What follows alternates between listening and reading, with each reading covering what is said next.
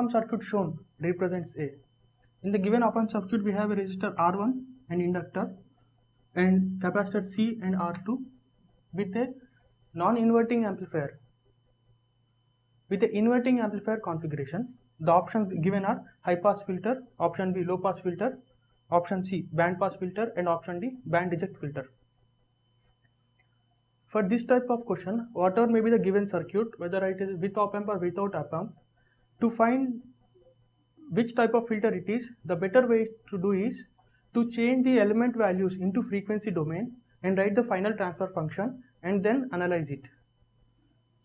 Now, in the given equation, we have a resistor in series with an inductor.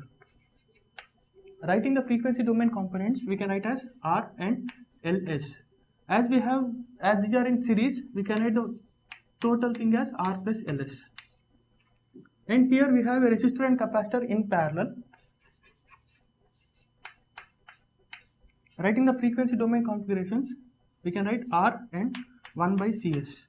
As these are in parallel configuration, we can write the total impedance as R parallel with 1 by Cs, that is R by Cs divided by R plus 1 by Cs.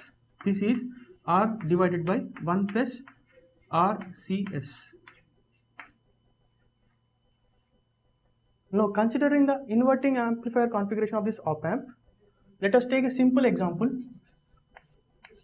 with resistors.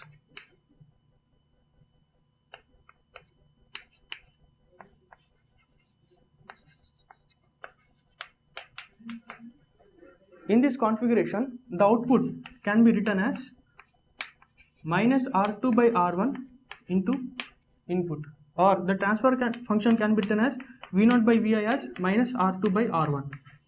In the given question, instead of simple resistors, we have complex quantities with R plus Ls and R by 1 plus RCS. So, for the given question, the transfer function V0 by S divided by Vi of S can be written as minus R2 divided by 1 plus R2 Cs into 1 by R1 plus Ls. Here we have R1 and R2 in the given question.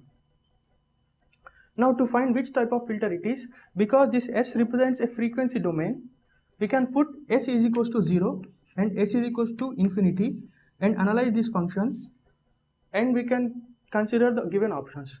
By putting S equals to 0, the transfer function will be minus R2 divided by, we have 1 plus 0 multiplied by R1. This will be R1. So, for S is equals to 0, we have a rational value of the transfer function. If we put S is equals to infinity, we can readily see that we have S in the denominators. So, the value of the transfer function will become 0. So, drawing the frequency response of this function, we can write that at S is equals to 0, that is at DC values, it has some function. As frequency increases and as S approaches infinity, its transfer function is becoming 0. So, this represents a low pass filter. So, from the given options, the right option is answer B.